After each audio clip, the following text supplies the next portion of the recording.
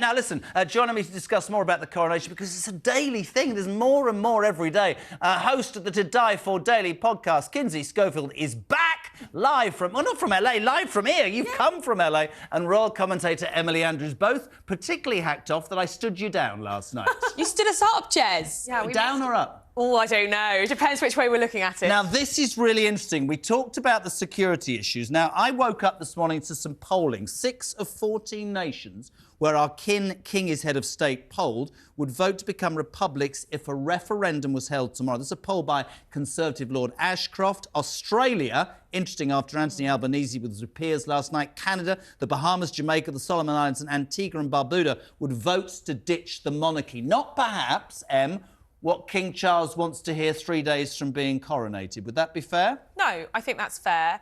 I think that we need to look at the sample on this. It was 11,500 people over 14 countries. So I think, you know, maybe was it... If it's 800 people per country, even though the Solomon Islands doesn't have a massive population, I think we have to be a little bit careful. But it's certainly a good indication of sentiment. And certainly for 6 out of 14 realms, and when we say realms, these are countries that have King Charles as their head of state, not to be confused with the Commonwealth, which is a group of nations that come together for trade reasons, of which many are also members. We saw, I think Charles would be a little bit sad, but not surprised. He's made it very clear that every country has to make their own determination about their future.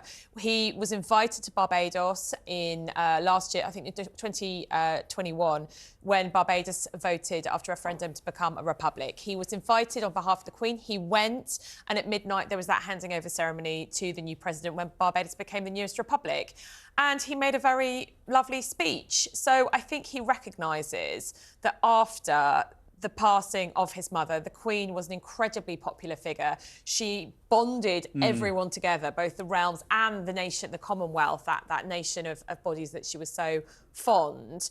And I think that after her reign has ended, he would expect a little bit of turbulent waters. And I'm not surprised to see these kinds of figures. Kinsey, I want to talk to you about security. We saw what happened last night at BP.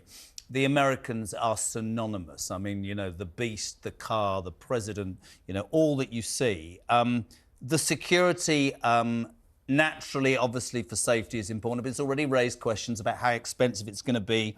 But it's a necessity. Right. I mean, you can see that London is being ramped up for the very reason that we saw last night.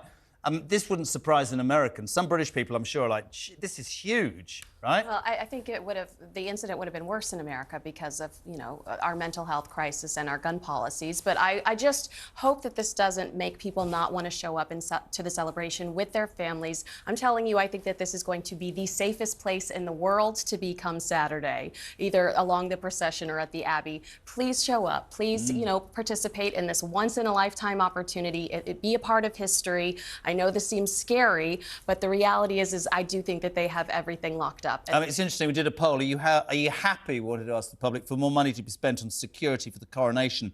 Yes, 59%, but no in our poll for JK Live, 41%. Jackie, this rigmarole is already costing the taxpayer too much. Keith, there is a worldwide interest in this event, and that makes it a target. We have a duty to keep our leaders as safe as we can. Lee, let them down, we'll pay it for themselves. They have more money than us. Matthew, if it comes out of Charles's enormous bank account, I don't see any problem with it. Helen, who's paying Andrew, call the overreaction police immediately. Interesting. It's going to bring in $1 billion, we heard the other day, right? It could cost 250 million. To quote Kinsey, the math ain't bad, 750 million. But it's a lot of money, and you're in the middle of a cost of living crisis. Do you understand several people, certainly contacting us, are frustrated by that? No, absolutely. And I think when we've seen the polling last month, when people have said, do you think the coronation is, you know, a good idea? Who should pay? I think over half of the British population, it was a big sample size, said that the taxpayer shouldn't pay. I mean, look, we have seen and heard people have had to choose between eating and sleeping this Christmas.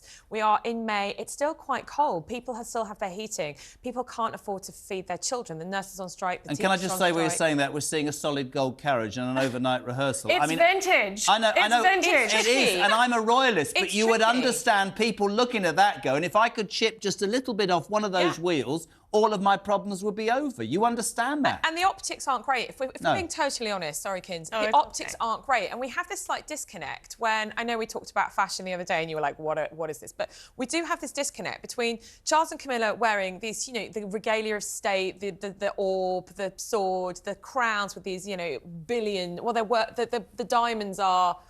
They're not even £1 billion diamonds because they are so big and you can't sell them. But you have Charles and Camilla literally dressing up as you know, in £1 billion outfits. And then you have members of the congregation, including senior royals, who are dressed as if they're coming for a wedding.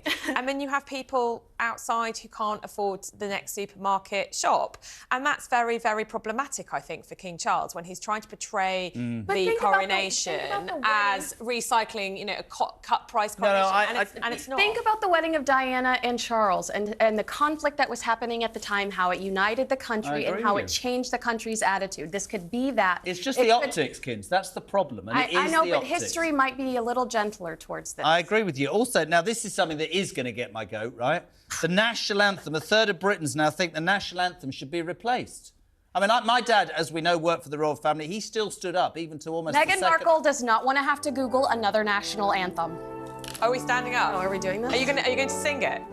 No. Listen, well, we're going to sing it later because do you know there's a second verse? I am one of those 89% who don't know the second verse. More of that later.